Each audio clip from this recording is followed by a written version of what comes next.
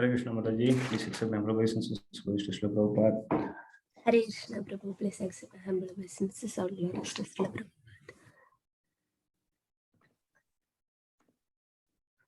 Only one Prabhu. Okay, let them join, Mataji. You have a Malayalam Bhagavad Gita, Mataji, or should I use the English one? I can share the screen if you say the slogan number.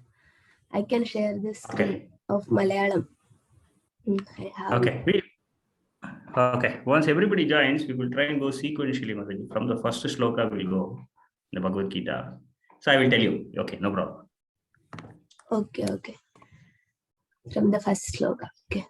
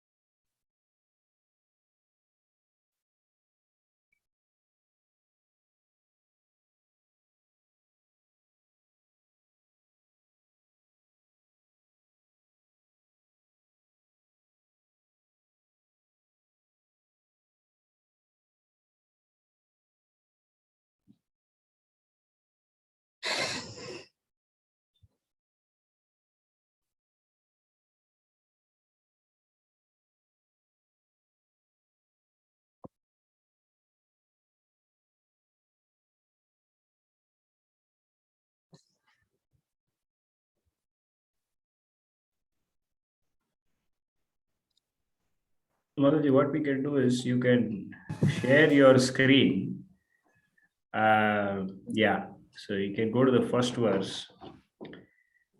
I will give a brief introduction on Bhagavad Gita and then verse by verse we can go. What we can do is you can chant one verse, ask somebody else to repeat that verse. Or I can do as well. We can figure it out. Okay, we can start. The prayers, I usually show the prayers also, so that is why. Okay, show the prayers. No problem.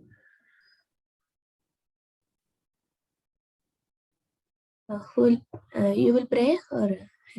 You want to pray? You can pray. No problem. Om Namo Bhagavate Vasudevaya. Om Namo Bhagavate Vasudevaya. Om Namo Bhagavate Vasudevaya. Om Ajnanatimmirandasya Jnananjana Salagaya Chakshurunmilidam Yena Tasmai Shri Gurave Namaha.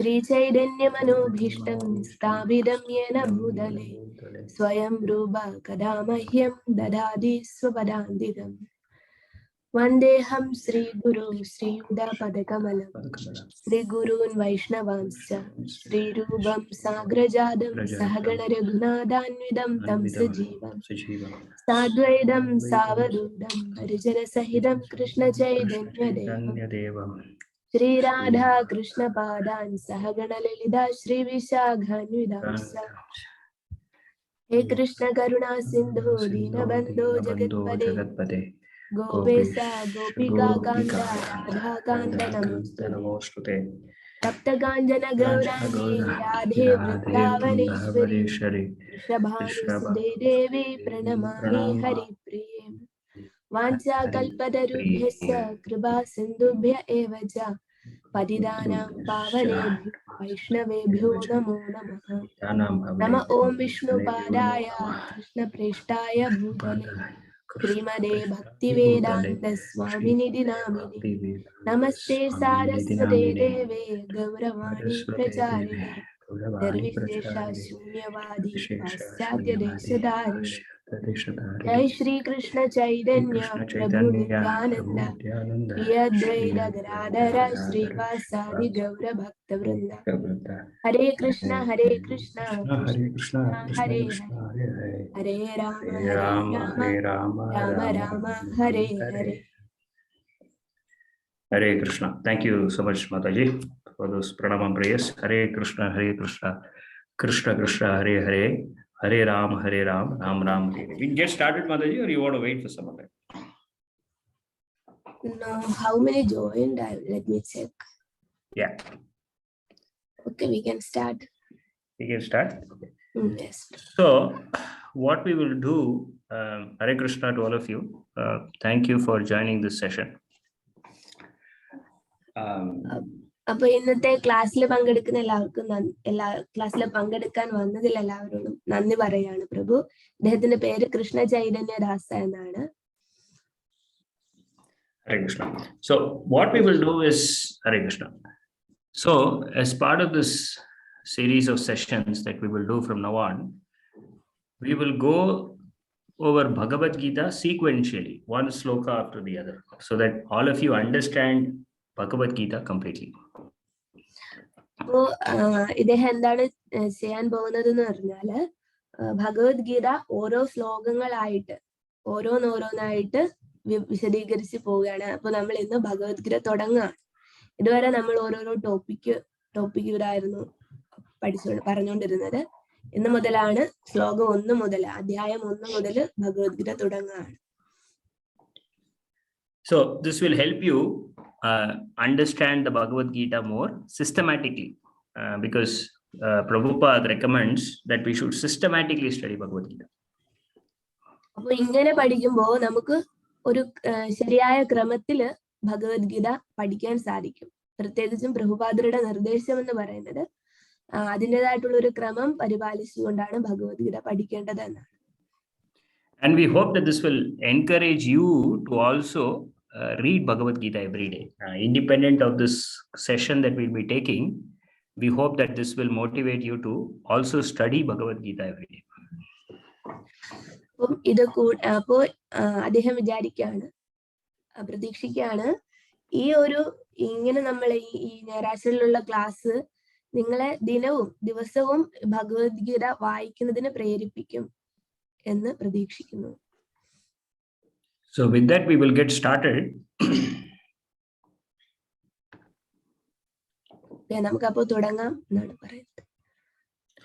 So as you know, Bhagavad Gita, so I'll first start with the introduction to the Bhagavad Gita and then we will go to the slokas. Okay. Is that okay? Okay. അപ്പോൾ നമ്മള് ഭഗവത്ഗീതയുടെ അവതാരിക ഭാഗത്ത് നിന്നാണ് തുടങ്ങുന്നത്. Okay. So Bhagavad Gita, as you know, is part of the 5th Veda called Mahabharata. So Mahabharata is the 5th Veda. It's called Bharatam Panchamam Vedam. So there are 4 Vedas: Rig, Yajur, Sama, and Atharva. And Mahabharata is the 5th Veda. അപ്പോൾ ഭഗവത്ഗീത എന്ന് പറയുന്നത് 5ാമത്തെ വേദം എന്നറിയപ്പെടുന്ന മഹാഭാരതത്തിലെ ഒരു ഭാഗമാണ്. Yeah. So the other 4 Vedas are Rig Veda, Yajur Veda, Sama Veda, and Atharva Veda. മറ്റ് 4 വേദങ്ങളാണ് ഋഗ്വേദം, യജുർവേദം, സാമവേദം, അഥർവ വേദം. So for every Veda there is actually, so Vedas are like an ocean. There are so many different verses in the Vedas. So for every Veda there is a summary in the form of an Upanishad. അപ്പോൾ വേദങ്ങളിലെ വിജ്ഞാനം എന്ന് പറയുന്നത് ഒരു സമുദ്രം കണക്കെയാണ്. അപ്പോ ആ വേദങ്ങളിലെ വിജ്ഞാനത്തിന്റെ സാരം മുഴുവനുള്ളത് ഉപനിഷത്തുകളിലാണ്.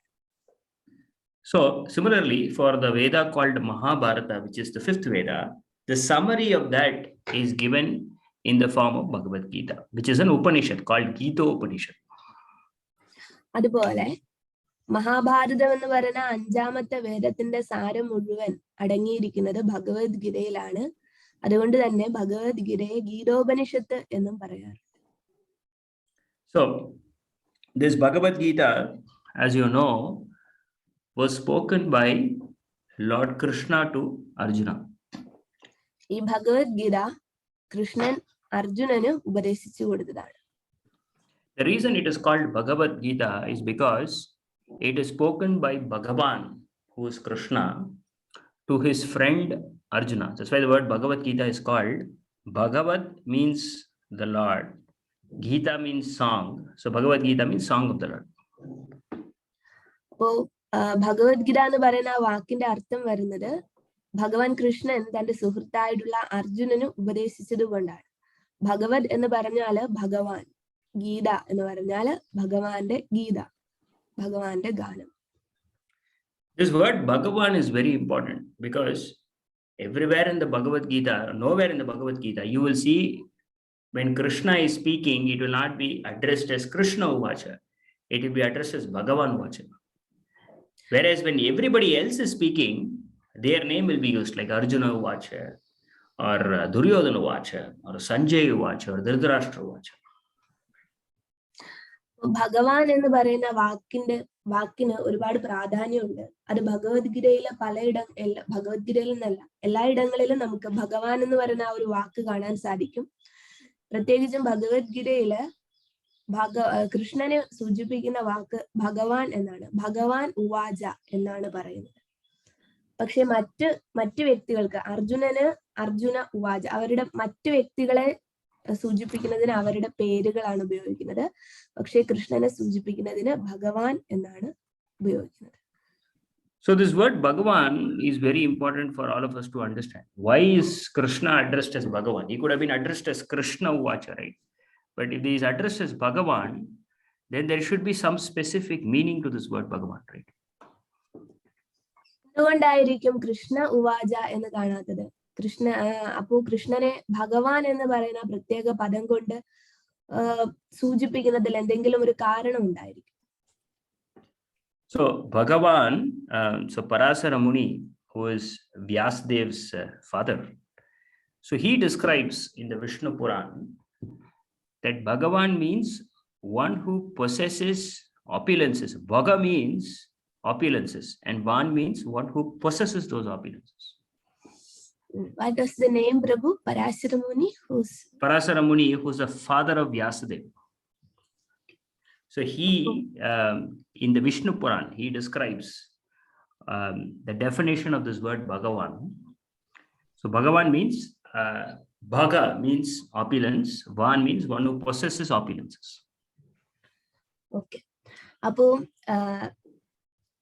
Parasara Muni, വിഷ്ണു പുരാണത്തിൽ പറയുന്നുണ്ട്. പരാശര മുനി എന്ന് പറയുന്നത് വ്യാസദേവന്റെ പിതാവാണ്.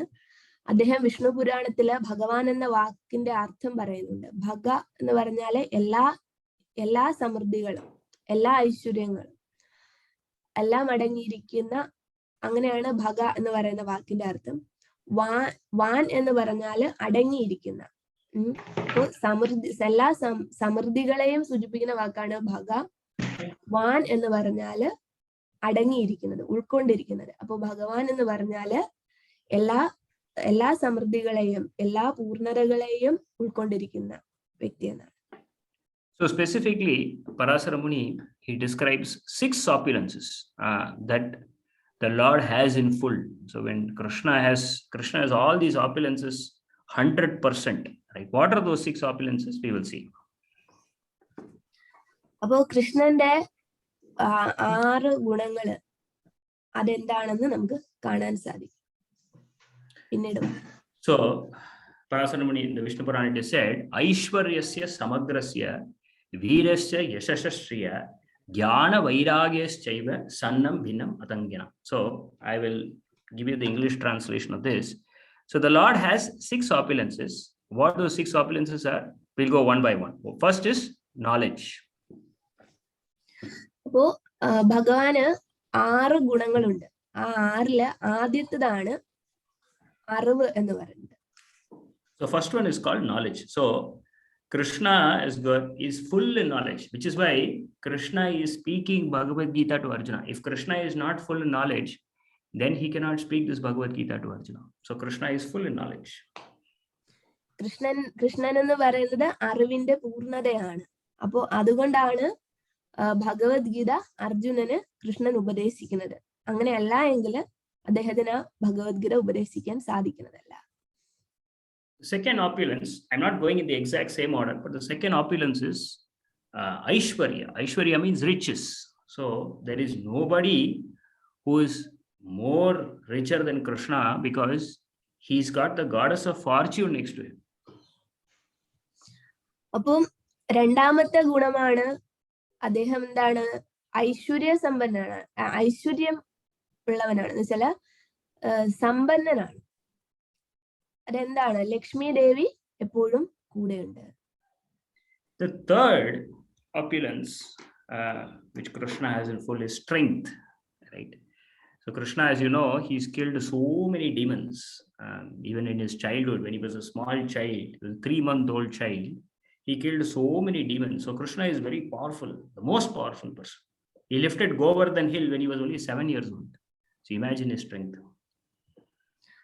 പിന്നെ മൂന്നാമത്തെ കാര്യമാണ് അദ്ദേഹത്തിന്റെ ബലം. അദ്ദേഹം വളരെ ശക്തനായിട്ടുള്ള ഒരു വ്യക്തിയാണ്. അതിന് ഉദാഹരണമാണ് അദ്ദേഹത്തിന് 3 വയസ്സ് മാത്രം പ്രായമുള്ളപ്പോൾ തന്നെ ഒരുപാട് എന്താണ് ഡീമൻസ് എന്ന് പറഞ്ഞാൽ അസുരന്മാരെ അദ്ദേഹത്തിന് കൊല്ലാൻ സാധിച്ചു. വെറും 3 വയസ്സ് പ്രായമുള്ളപ്പോ. പിന്നെയോ 7ാമത്തെ വയസ്സില് ഗോവർദ്ധന പർവ്വതം എടുത്തുയർത്താൻ സാധിച്ചു. അങ്ങനെ അദ്ദേഹത്തിന്റെ ശക്തിയെ തെളിയിക്കുന്ന ഒരുപാട് സംഭവങ്ങളുണ്ട്. So that is the third opulence. The fourth opulence is beauty. There's nobody more beautiful than Krishna. Krishna's, sometimes the authors, the acharyas even find it very difficult to compare Krishna's beauty to something in this material world. He's so beautiful. But the beauty of Krishna is incomparable to anything within this material world. 4ാമത്തേതാണ് അദ്ദേഹത്തിന്റെ സൗന്ദര്യം. സൗന്ദര്യം എന്ന് പറയുന്നത് ഈ ഭൗതിക ലോകത്തിലെ ഒന്നുമായിട്ടും അദ്ദേഹത്തിന്റെ സൗന്ദര്യത്തെ ഉപമിക്കാൻ പോലും സാധിക്കുന്നതല്ല എന്നാണ് പറയപ്പെടുന്നത്. The fifth opulence is fame, pugar. So Krishna is known by everybody in the world. Everyone knows Krishna. Even within India, if you see today across the globe also because of Prabhupada's mercy, but Krishna is famous. There's nobody who doesn't know Krishna. So that is the fifth opulence of the Lord. 5ാമത്തെ കൃഷ്ണന്റെ ഗുണമാണ് പ്രശസ്തി എന്ന് പറയുന്നത്. അദ്ദേഹത്തെ അറിയാത്തതായിട്ട് ഈ ലോകത്ത് ആരുമില്ല, ഈ പ്രപഞ്ചത്തിൽ തന്നെ ആരുമില്ല. അത് അത്രത്തോളം അദ്ദേഹം പ്രശസ്തനാണ്. ഇന്ത്യയിലെന്നല്ല, ഈ ലോകം മുഴുവൻ പ്രഭുപാദരുടെ മെഴ്സി കാരുണ്യം കൊണ്ട് തന്നെ കൃഷ്ണൻ പ്രശസ്തനാണ്. അങ്ങനെ അല്ല എങ്കിൽ കൂടിയും അദ്ദേഹം എല്ലായിടവും അറിയപ്പെടുന്നവനാണ്. The sixth opulence, the last or most another aspect of Krishna which is very good or which is very opulent, it is renunciation. So Krishna is a renunciant. Why is Krishna called a renunciant? So even though Krishna dances with the gopis, he is not attracted by lust. He is not infatuated by lust. So Krishna is completely free from any conceptions of lust. He's completely free from all that. Which is why Krishna's another name is called Anadi Brahmachari. Anadi Brahmachari Nama. So that is the time. If he wants to wind down his pastimes, he can do that. It's not very difficult for him. So that's of course, in the pastime of Ramachandra also we've seen how Ramachandra immediately left to the forest when ordered by his father. So that's another quality of Krishna. Okay. 6ാമത്തെ ഗുണമാണ് വൈരാഗ്യം എന്ന് പറയുന്നത്. അദ്ദേഹത്തിനോളം വൈരാഗ്യം മറ്റൊരു വ്യക്തിക്കും ഉണ്ടാകില്ല. ഉദാഹരണത്തിന് അത്രത്തോളം ഗോപികളുമായിട്ട് എല്ലാം സംഘം ഉണ്ടാകുമ്പോൾ പോലും അദ്ദേഹത്തിന് കാമം ഒരിക്കലും അദ്ദേഹത്തെ കീഴ്പ്പെടുത്തുന്നില്ല. പിന്നെ ശ്രീരാമചന്ദ്രന്റെ വൈരാഗ്യം, അതൊക്കെ അദ്ദേഹത്തിന്റെ ചരിത്രം നമ്മൾ വായിക്കുകയാണെങ്കിൽ തന്നെ അവിടെയൊക്കെ ആ വൈരാഗ്യത്തിന്റെ പ്രത്യേകത നമുക്ക് മനസ്സിലാക്കാവുന്നതാണ്. So all these 6 opulences that we spoke about, Krishna has this 100%, and that is why he is called Bhagavan. ഈ 6 ഗുണങ്ങളും സമ്പൂർണമായിട്ടും അടങ്ങിയിരിക്കുന്നത് കൃഷ്ണനിലാണ്. അതുകൊണ്ടാണ് അദ്ദേഹത്തെ ഭഗവാൻ എന്ന് വിളിക്കുന്നത്. Even Vishnu or Narayana, the other plenary expansions of Krishna, even they don't have these opulences 100%. The acharyas have done an analysis, especially Rupa Goswami in the Nectar of Devotion. He explains why Krishna's position is supreme. So this is why we have to understand. അപ്പോ nectar of devotion, Bhakti Rasamrita Sindhu. Yes. Bhakti Rasamrita Sindhu, yeah.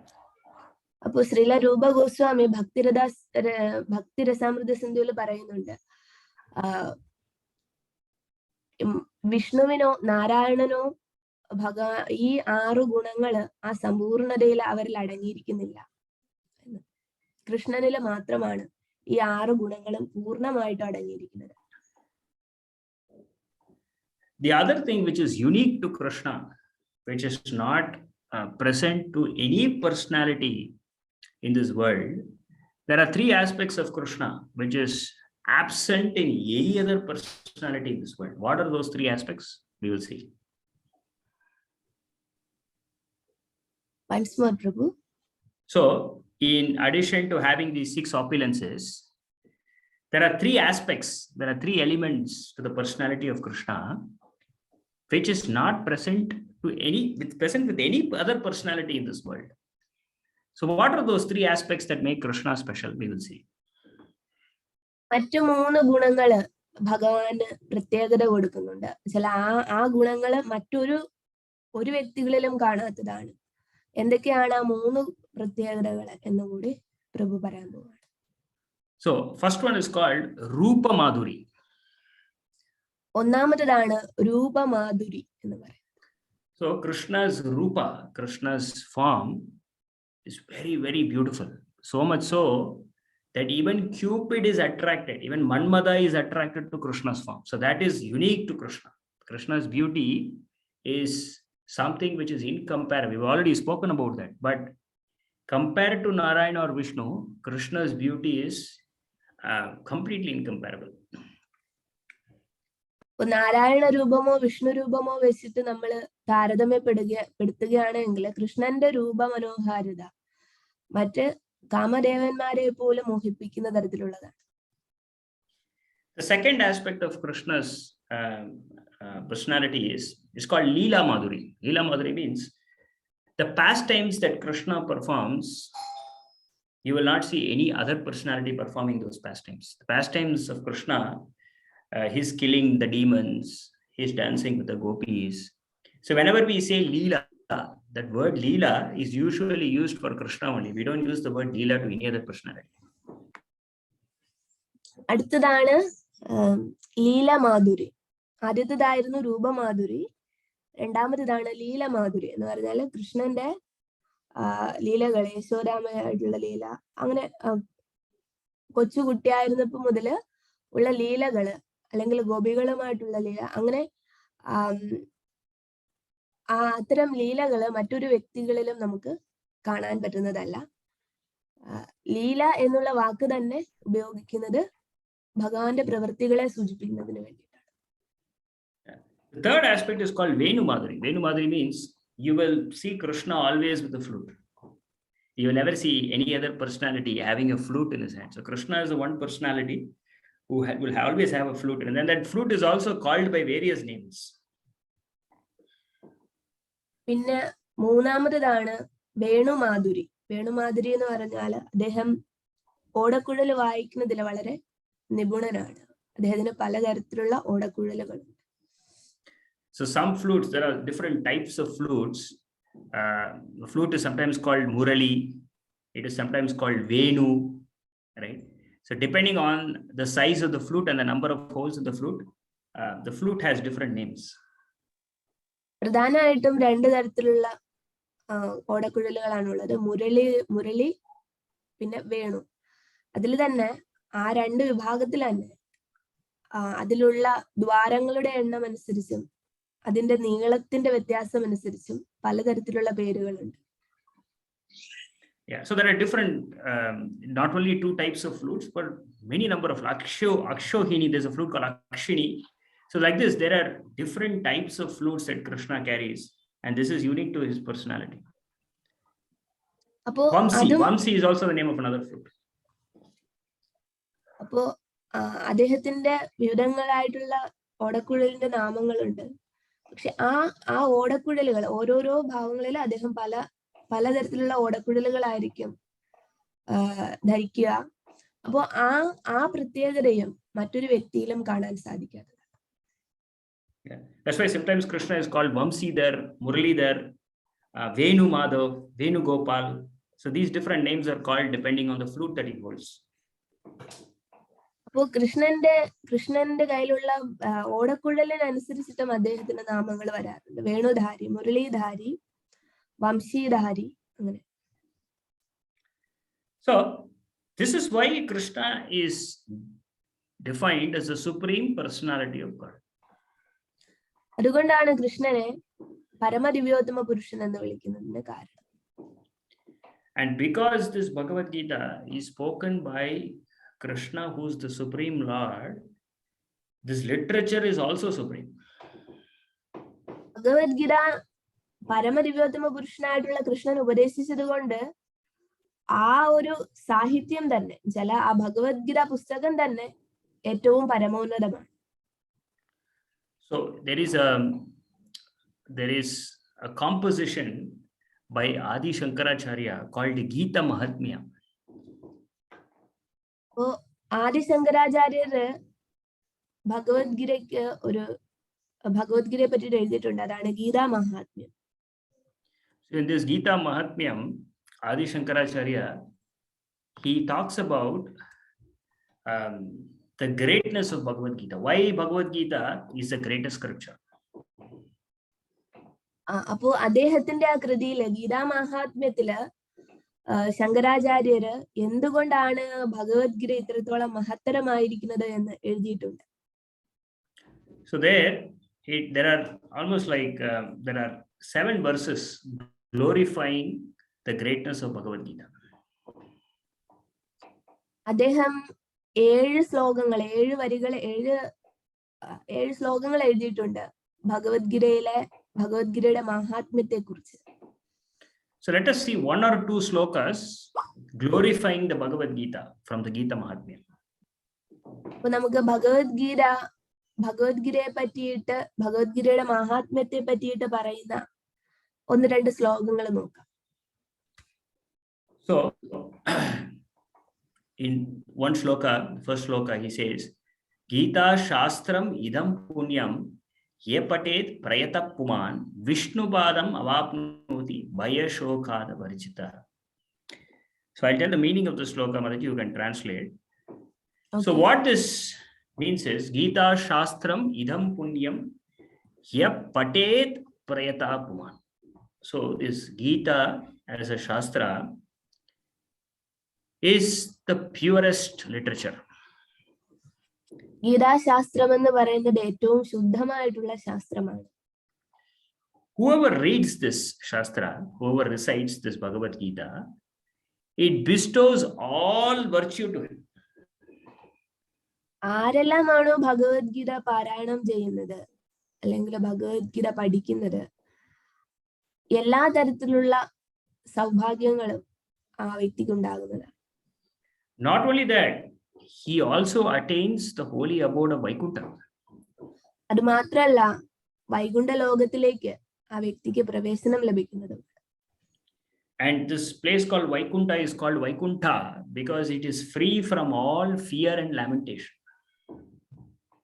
Vaikuntha എന്ന് പറയുന്ന അങ്ങനെ ആ പേര് ആ സ്ഥലത്തിനുള്ളതിന് കാരണം, ആ സ്ഥലം എന്ന് പറയുന്നത് എല്ലാ ദുഃഖങ്ങളുടെയും ഭയങ്ങളും ദുഃഖങ്ങളും ഇല്ലാത്ത സ്ഥലം എന്നാണ്. So we'll read another verse. Maline mochanam pumsam jalasnanam dine dine sakrit gita amritasnanam samsara mala nashanam. This is another verse. So what this says is, we may take bath every day. So every day we take bath, right? So the reason why we take bath is to clean our body, correct? എല്ലാ ദിവസവും നമ്മൾ സ്നാനം ചെയ്യാറുണ്ട്, കുളിക്കാറുണ്ട്. എന്തിനു വേണ്ടിയിട്ടാണ്? നമ്മളുടെ ശരീരത്തെ ശുദ്ധമാക്കുന്നതിന്. But what this shloka says, but if one takes bath even once in the Ganges water of Bhagavad Gita, his dirt, the material dirt in his heart will get vanished. ഒരു ദിവസമെങ്കിലും ഭഗവത്ഗീത എന്ന് പറയുന്ന ഗംഗയില് സ്നാനം ചെയ്യുകയാണ് എങ്കിൽ, all material dirt will get vanquished. എല്ലാ ഭൗതികത മാലിന്യങ്ങളും ആ വ്യക്തിയെ വിട്ടു പോകുന്നത്. Correct. That's why it's called maline. Maline means dirt. മാലിന്യം എന്ന് പറഞ്ഞാല് മാലിന്യം, അഴുക്ക്. We go to another sloka. Sarva Upanishado Gavo Dokta Gopala Nandanaha Parthavatsa Sudhir Bhokta Dugdham Geetamritam Mahat. So what it says is, all the Upanishads are like a cow. എല്ലാ ഉപനിഷത്തുകളും പശുക്കളെ പോലെയാണ്. And the person who is milking that cow is Krishna, the son of Nanda Maharaj. ആ പശുക്കളിൽ നിന്നും പാല് എടുക്കുന്നത് ആരാണ്? കൃഷ്ണനാണ്. Nanda Arjuna is the calf. Arjuna is the calf who is actually drinking that milk. അർജുനനെ ഇവിടെ പശുക്കിടാവിനോട് ഉപമിക്കുകയാണ്. അപ്പം അർജുനനാണ് ആ മിൽക്ക്, ആ പാല് കുടിക്കുന്നത്. And whatever Arjuna is left, we are all able to drink the remnants of that milk and enjoy the scripture called Bhagavad Gita. So Arjunan കുടിക്കാതെ ബാക്കി വെച്ചിരുന്ന ആ പാല്, അതിനെയാണ് ഭഗവത്ഗീത സാഹിത്യം എന്ന് പറയുന്നത്. That's why Bhagavad Gita is so rich in content. അതുകൊണ്ടാണ് ഭഗവത്ഗീത എന്ന് പറയുന്ന അത്രത്തോളം എന്താണ് അറിവ് കൊണ്ട് സമ്പന്നമായിരിക്കുന്ന ഒരു കൃതിയായിരിക്കുന്നത്. There's one more last sloka we'll see. I said 2 slokas, but we did more than 2. But all of these slokas are very relevant. So this is why we'll read one more sloka. Ekam Shastram Devaki Putra Geetam Eko Devo Devaki Putra Evam Eko Mantras Tasya Namaniyani Karmapi Ekam Tasya Devasya Seva. So what this means is Eko Shastram Devaki Putra Geetam. Okay, there is only, so Adi Shankaracharya is saying there is only one holy scripture, and that is called Gita, sung by Lord Krishna. അപ്പോ ഇവിടെ എന്താണ് അടുത്തൊരു വരി കൂടി പറയാണ്, ഒരു ഗീത മാത്രമേ ഉള്ളൂ. അത് that is the Bhagavad Gita sung by Krishna to Arjuna. So there is only one holy scripture, which is a divine Gita sung by Krishna. അപ്പോ ഒരു വേദഗീതം മാത്രമേ ഉള്ളൂ. അത് കൃഷ്ണൻ അർജുനനോട് ഉപദേശിച്ചു കൊടുത്ത ഭഗവത്ഗീത മാത്രമാണ്. Then it says Eko Devo Devaki Putra Evam. As it says, there is only one personality, one worshipable personality, and that is Lord Krishna. അവിടെ ഒരു ദേവൻ മാത്രമേ ഉള്ളൂ. സർവ ആരാധ്യനായിട്ടുള്ള ഒരു ദേവൻ മാത്രമേ ഉള്ളൂ. അത് Devaki പുത്രനായിട്ടുള്ള കൃഷ്ണനാണ്. All this Adi Shankaracharya is saying in this verse. അപ്പോ ആദി ശങ്കരാചാര്യൻ ഈ ശ്ലോകത്തിൽ പറയുന്നത് ഇങ്ങനെ. Then he says Eko Mantras Tasya Namaniyani. There is only one mantra, and that is chanting Krishna's names. ഒരൊറ്റ മന്ത്രമേ ഉള്ളൂ, ഏക മന്ത്രമേ ഉള്ളൂ. അത് ഭഗവാൻ കൃഷ്ണന്റെ നാമമാണ്. Then it says Karmapi Ekam Tasya Devasya Seva. There is only one duty, which is to do devotional service to the Supreme Lord. അപ്പോ ഒരേ ഒരു കർമ്മം മാത്രമേ ഉള്ളൂ. അത് കൃഷ്ണനോടുള്ള ഭക്തി സേവനം മാത്രമാണ്. So these are some of the slokas from the Gita Mahatmya where Adi Shankaracharya is glorifying the Bhagavad Gita. അപ്പോ ഇതാണ് ഈ പറഞ്ഞ ശ്ലോകങ്ങളാണ് ആദി ശങ്കരാചാര്യര് ഭഗവത്ഗീതയുടെ മഹാത്മ്യത്തെ പറ്റിയിട്ട് വിശദീകരിക്കുന്നത്. So as we know, the Bhagavad Gita was spoken by Krishna to Arjuna on the battlefield of Kurukshetra. നമുക്ക് എല്ലാവർക്കും അറിയാം, ഭഗവത്ഗീത കുരുക്ഷേത്ര യുദ്ധകളത്തിൽ വെച്ചിട്ട് കൃഷ്ണൻ അർജുനന് ഉപദേശിച്ചു കൊടുത്തതാണ്. Now, just to give you some background story on why this battle took place, we will just discuss some important aspects of what led to this battle. അപ്പോൾ നമുക്ക് മറ്റു ചില കാര്യങ്ങൾ ചർച്ച ചെയ്യാം അല്ലെങ്കിൽ അന്വേഷിക്കാം. എന്തൊക്കെയാണ് ഈ ഒരു യുദ്ധത്തിലേക്ക് നയിച്ച കാരണങ്ങൾ? So Shantanu Maharaj, his wife Satyavati. So Shantanu Maharaj had a son called Bhishma, right? But through his wife called Satyavati, he had two sons called Chitrangada and Vichitravirya. ഭീഷ്മരുടെ പിതാവാണ് ശന്തനു മഹാരാജാവ്. അദ്ദേഹത്തിന്റെ ഭാര്യയാണ് സത്യവതി. പിന്നെ അവർക്ക് രണ്ട് പുത്രന്മാരുണ്ട്, ചിത്രാംഗദൻ, വിചിത്രവീര്യൻ. So Chitrangada died at a very young age. When he went for hunting in the forest, he was killed. So Chitrangada died. ചിത്രാംഗദൻ നായാട്ടിനായിട്ട് പോയപ്പോ ഒരിക്കല് അദ്ദേഹം കൊല്ലപ്പെടുകയാണ് ഉണ്ടായത്, വളരെ ചെറിയ പ്രായത്തിൽ. Vichitraviryan, he married two princesses, Ambika and Ambalika. വിചിത്രവീര്യൻ രണ്ട് രാജകുമാരിമാരെ വിവാഹം ചെയ്തു. ഒന്നാണ് Ambika, Ambalika. So Vichitraviryan also died at a young age because of he was not very healthy. So he had ailments in his body, and so he also died immediately after getting married. Vichitraviryan also passed away. അപ്പോ വിവാഹശേഷം ഉടൻ തന്നെ വിചിത്രവീര്യനും മരണപ്പെട്ടു. അദ്ദേഹത്തിന്റെ ആരോഗ്യസ്ഥിതി മോശമായി. So there was no other king to lead the dynasty of the Kurus after Vichitraviryan died. അപ്പോ വിചിത്രവീര്യന്റെ മരണശേഷം ആ രാജ്യം ഭരിക്കാൻ അവിടെ ആരും ഉണ്ടായിരുന്നില്ല. So Satyavati had a son. Satyavati's son was Vyasdev. When because of Parasara Muni's yogic power, Satyavati had a son called Vyasdev, who is the compiler of the Vedas. അപ്പോ പരാശരമുനിയുടെ യോഗശക്തി കൊണ്ട് സത്യവതിയിൽ ജനിച്ച പുത്രനാണ് Vyasadevan.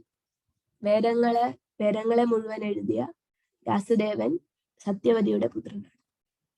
So through Vyasadev, Satyavati requested Vyasadev to impregnate Ambika and Ambalika with sons so that the dynasty could continue.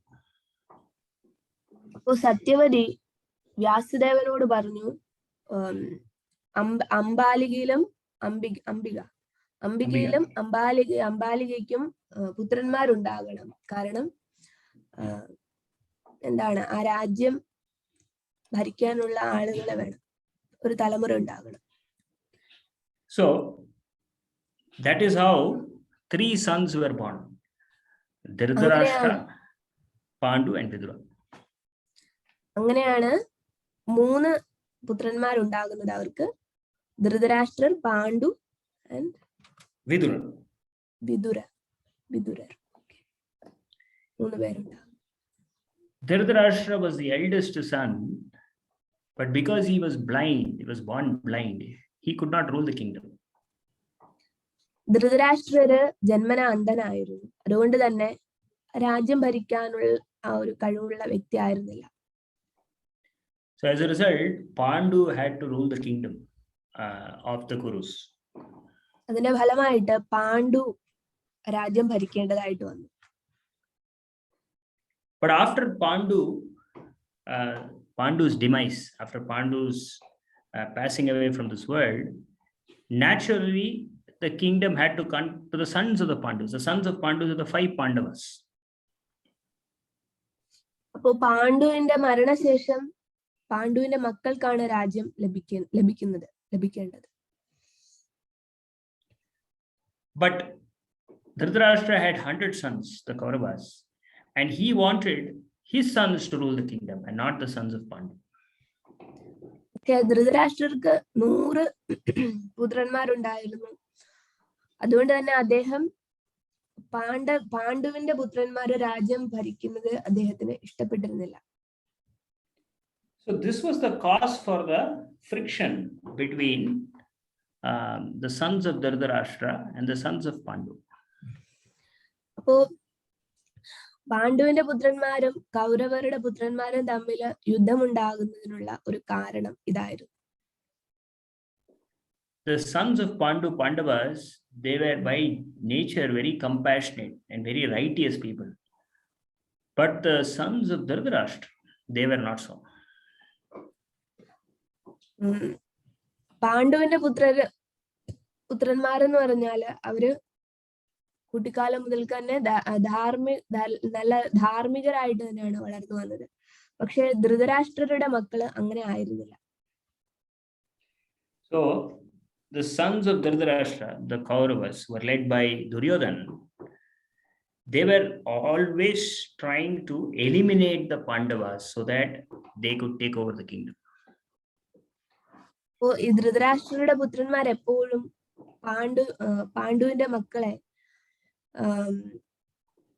അവിടെ നിന്ന് നീക്കം ചെയ്യാൻ ആഗ്രഹിച്ചിരുന്നു. കാരണം എന്താണ്, അവർക്ക് ആ രാജ്യം ഭരിക്കുന്നതിന് വേണ്ടിയിട്ട്. They were always envious of the Pandavas. They knew that the Pandavas were very strong and very well educated. But the Kauravas, that is headed by Duryodhana, were always envious of them. They were always thinking how, they can assume power, how they can become kings, and how the Pandavas can get vanquished. അപ്പോ ഈ കൗരവർ എപ്പോഴും വിചാരിച്ചിരുന്നത് എങ്ങനെ നല്ല വിദ്യാസമ്പന്നരും ധാർമ്മികരും നല്ല ഗുണങ്ങളോടൊക്കെ കൂടിയ വ്യക്തികളാണ് ഈ പാണ്ഡുപുത്രന്മാർ. അപ്പൊ അവരോട് എപ്പോഴും ഇവർക്ക് അസൂയാലുക്കളായിരുന്നു. അതുകൊണ്ട് തന്നെ അവരെ എങ്ങനെ നശിപ്പിക്കാം, രാജ്യം എങ്ങനെ നേടാം എന്നുള്ള ചിന്തയിലായിരുന്നു കൗരവർ എപ്പോഴും. As you all know, the Kauravas, headed by Duryodhana, invited the Pandavas for a game of dice so that they could take over all the possessions of the Pandavas.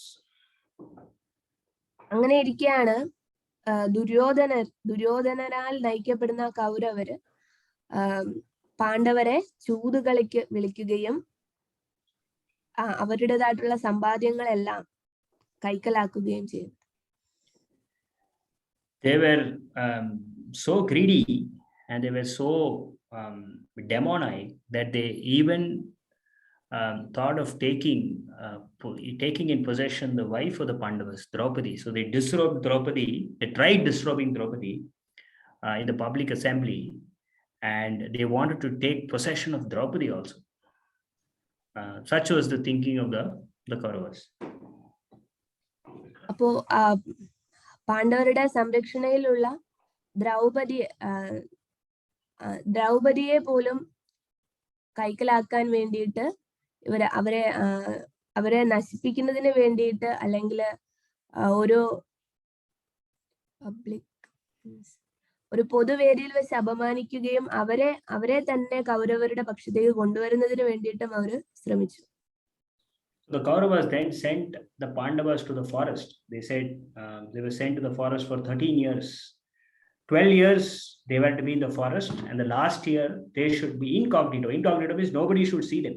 If somebody sees them, then they have to spend another 12 years in the forest. This is the kind of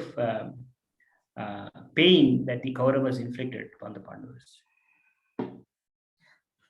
അപ്പോൾ പിന്നെ അതിനുശേഷം 13 വർഷക്കാലം വനവാസത്തിന് അയച്ചു പാണ്ഡവരെ. അതിൽ 12 വർഷക്കാലം വനവാസവും 1 വർഷക്കാലം അജ്ഞാതവാസവും ചെയ്യണമെന്ന് കൗരവര് നിർദ്ദേശിച്ചു.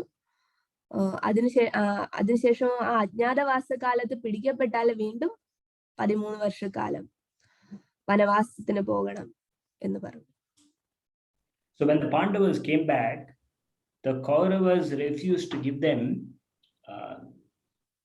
any land, that was possible for them to give. They said they will not give them even the land the size of a needle back to the Kauravas, back to the Pandavas. അപ്പോ അത്രയും പരീക്ഷണങ്ങൾക്ക് ശേഷവും ആ വനവാസം കഴിഞ്ഞു തിരിച്ചു വന്നപ്പോൾ പോലും കൗരവർ എന്താണ് പറഞ്ഞത്? ഒരു സൂചി കുത്താനുള്ള ഇടം പോലും സ്വന്തമായി കൊടുക്കില്ല എന്ന് പറഞ്ഞു. So the Pandavas, on their part, they tried as much as possible to avoid this war with the Kauravas. അപ്പൊ നമുക്ക് കാണാൻ കഴിയും പാണ്ഡവര് സർവ്വവിധേനയും കൗരവരുമായിട്ടുള്ള ഒരു യുദ്ധം ഒഴിവാക്കാൻ ശ്രമിച്ചിരുന്നു. At one point, they even sent, so even Krishna went as a messenger to have peaceful talks with the Kauravas. But even that was unsuccessful. പിന്നെയോ കൃഷ്ണൻ തന്നെ എന്താണ് ആ ഒരു സമാധാന ചർച്ചയ്ക്ക് വേണ്ടിയിട്ട് പോയി അതുപോലും ഒരു ശുഭ പര്യവസായി വന്നില്ല. The Kauravas were not giving any other option to the Pandavas except to wage a war. കൗരവരാണ് ശരിക്കും എന്താണ് യുദ്ധമല്ലാതെ മറ്റൊരു മാർഗമില്ല എന്നുള്ള അവസ്ഥയിൽ പാണ്ഡവരെ എത്തിച്ചത്. So which is why this battle of Kurukshetra, or this war between the Pandavas and the Kauravas, had to take place. അതുകൊണ്ടാണ് ആ ഒരു കുരുക്ഷേത്ര യുദ്ധം അവിടെ നടന്നതിന് കാരണം. So in this battle of Kurukshetra lasted for 18 days. ഈ കുരുക്ഷേത്ര യുദ്ധം 18 ദിവസത്തോളം നീണ്ടു. And so the beginning of this battle is when Krishna spoke this Bhagavad Gita to Arjuna. ആ യുദ്ധത്തിന്റെ ആരംഭഘട്ടത്തിലാണ് കൃഷ്ണൻ അർജുനന് ഭഗവത്ഗീത ഉപദേശിക്കുന്നത്. So this is the introduction to Bhagavad Gita. ഇത്രയുമാണ് ഭഗവത്ഗീതയെ പറ്റിയിട്ട് പറയാനുള്ളത്.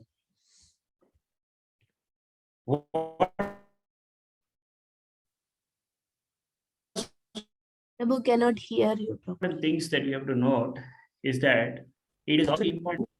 Can you hear now? Yeah. Okay. One of the other, can you hear me now? Yes, sir.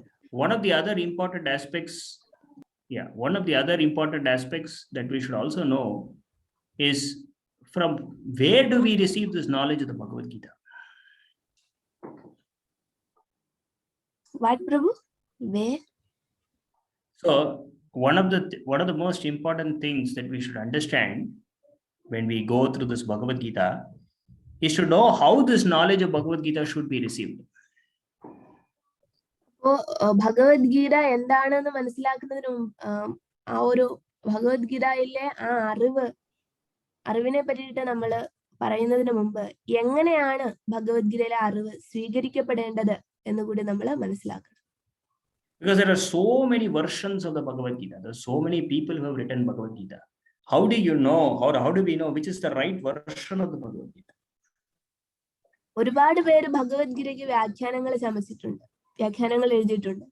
അപ്പം ഏതാണ് ശരിയായിട്ടുള്ള ഗീത എന്ന് നമുക്ക് എങ്ങനെ മനസ്സിലാകും? Because if we don't know the proper source of this literature, or if we don't know who has written this Bhagavad Gita, with what intent, the message of the Bhagavad Gita might become obscured and we may not get the real message. അപ്പോൾ ശരിയായ സ്രോതസ്സിൽ നിന്നുമല്ല ഭഗവത്ഗീതയെ പറ്റിയിട്ടുള്ള ജ്ഞാനം വരുന്നത് എങ്കിൽ ആ ശ്ലോകങ്ങൾക്ക് നൽകുന്ന അർത്ഥങ്ങള് അല്ലെങ്കിൽ ആ ഭഗവത്ഗീത സന്ദേശങ്ങൾ തന്നെ വളച്ചൊടിക്കപ്പെടുന്നതായിരിക്കും.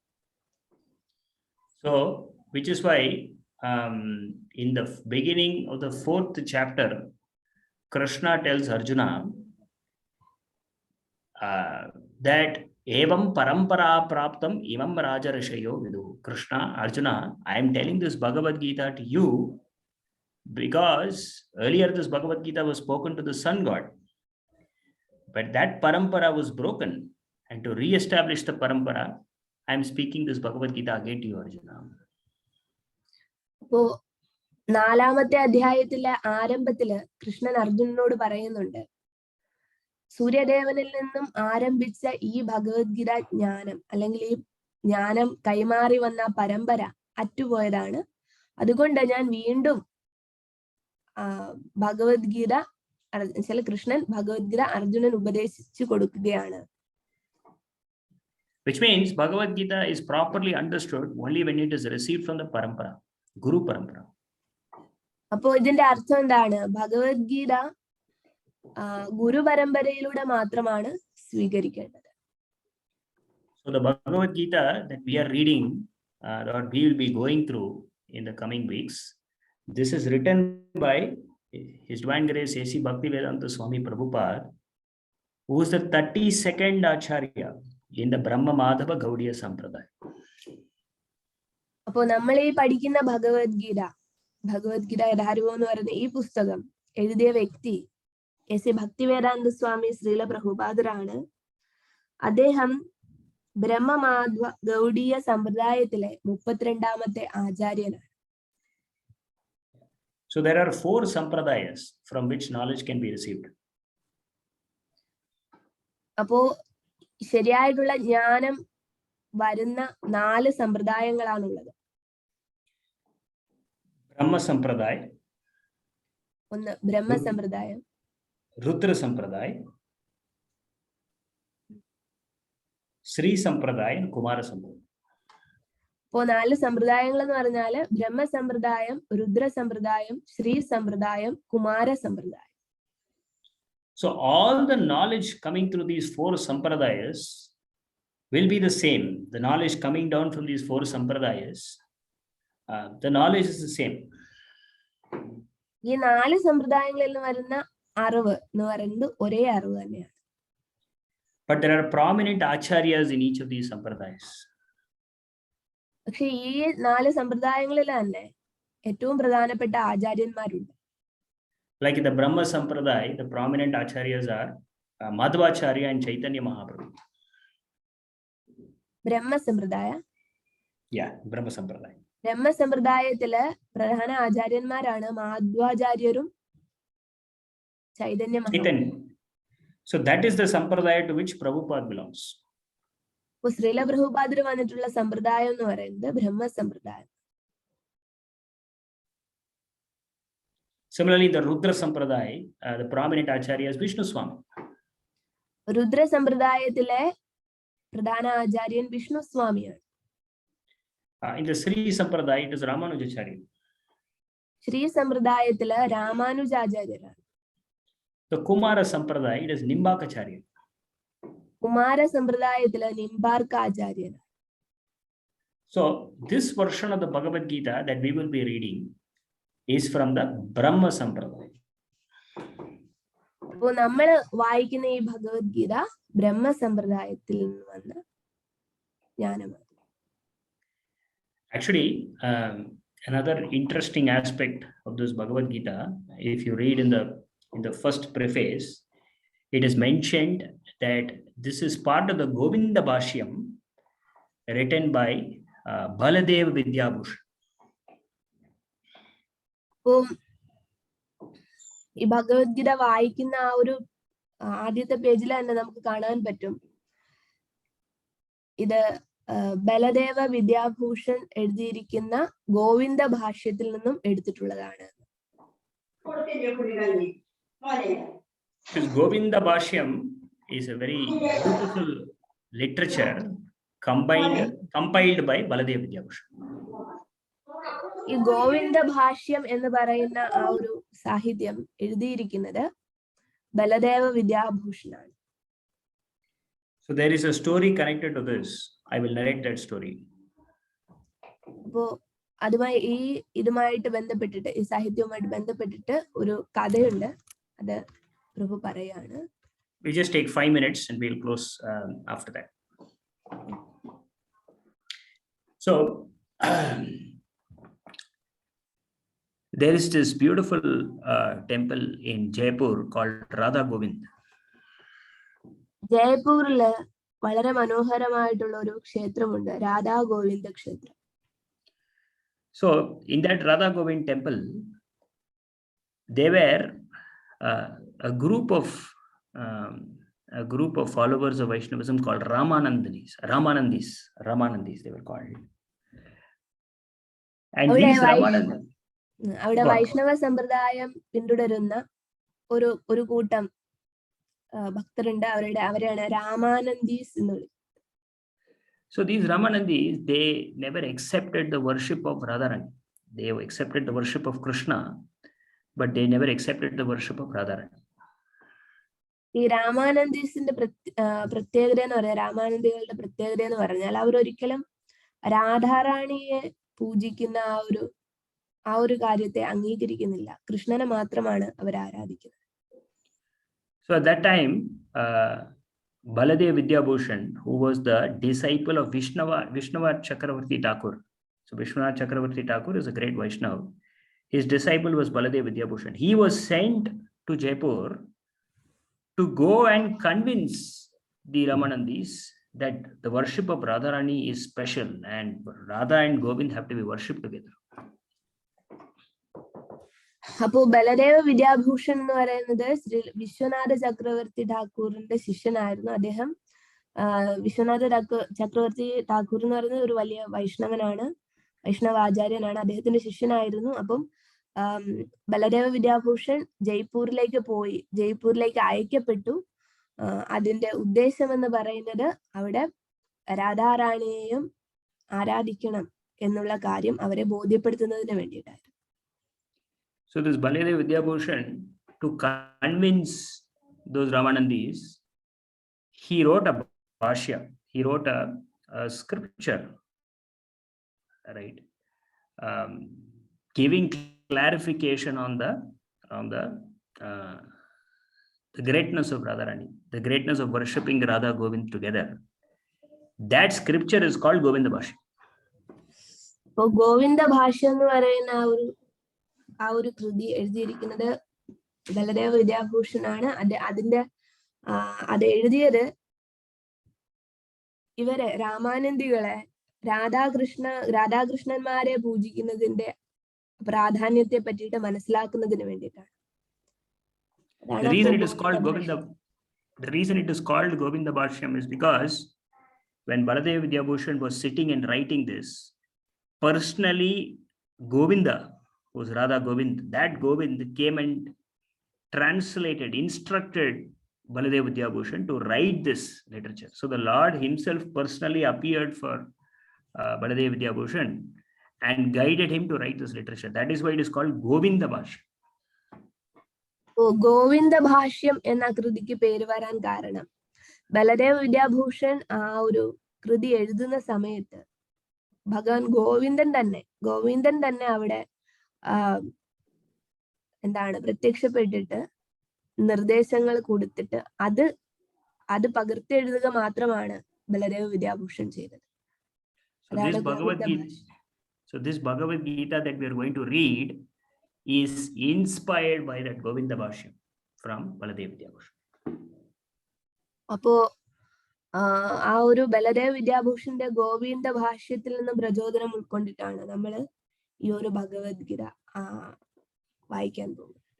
So which means how special is this Bhagavad Gita? This Bhagavad Gita is so special. The translation and purports of this Bhagavad Gita is so special that it is actually personally spoken by the Lord to his devotee. Which means when we read this Bhagavad Gita, we'll immediately become purified.